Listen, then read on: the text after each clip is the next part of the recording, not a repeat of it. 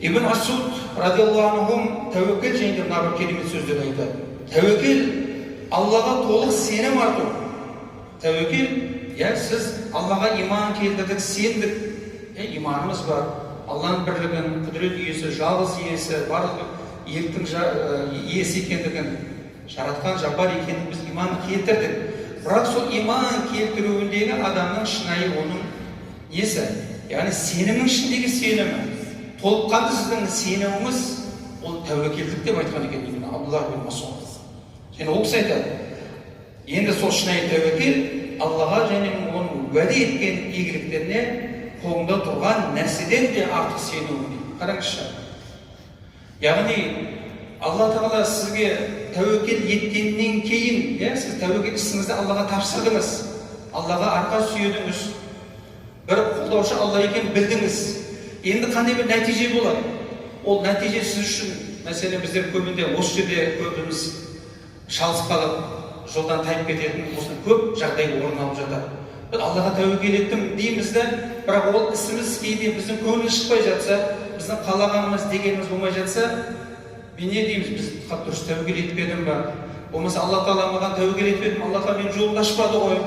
Болмаса мен Алладан жеңілдік сұрап едім, мен Алладан шипа сұрап едім, болмаса ісімнің оң болуын сұрап едім, бірақ ол нәтижелі болмады ғой.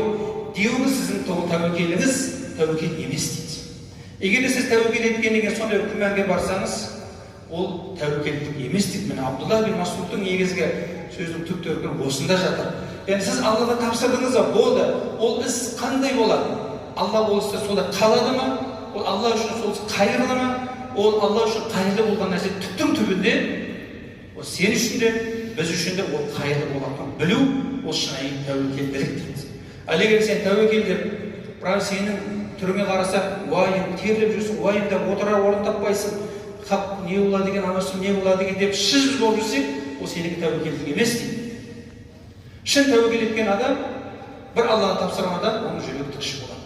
Оның жүрегінде тыныштық, оның жүзінде көрініп тұрады, оның іс әрекетінде байқалып тұрады.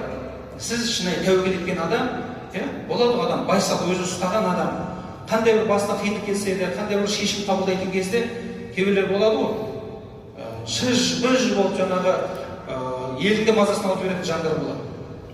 Ол тәуекелдік емес.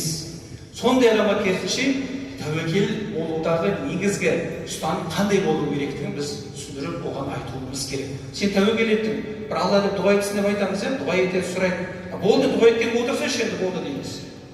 Сұра, намазыңды оқы, құлшылығыңды жаса, зікіріңді айт, Құраныңды оқы. Аллаға жалбар. Құранда фаъбудху ва таваккал алейх. Аллаға ибадат ет, тәуекел ет. Тәуекел етудегі ибадаттың адам баласының, сен Аллаға тапсырғаннан кейін Аллаға дұға етуің, сұрауың, Алламен бірге болуың деген сөз.